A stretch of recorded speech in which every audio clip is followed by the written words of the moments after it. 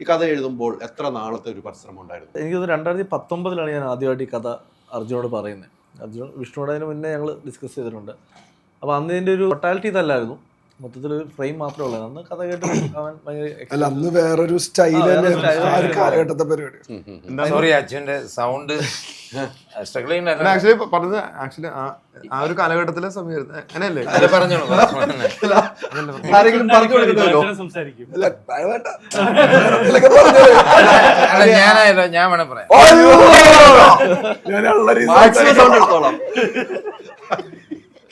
അപ്പോൾ ഞാനും ശരിക്കും ട്രിവാൻഡ്രത്ത് പഠിക്കുന്ന കാലത്ത് സുമതിയോള് അവിടെ പോയിട്ടുണ്ട്. ഈ പറയുന്ന അതിനെപ്പറ്റി അതിന്റെ കഥ കേട്ടിട്ടുണ്ട്.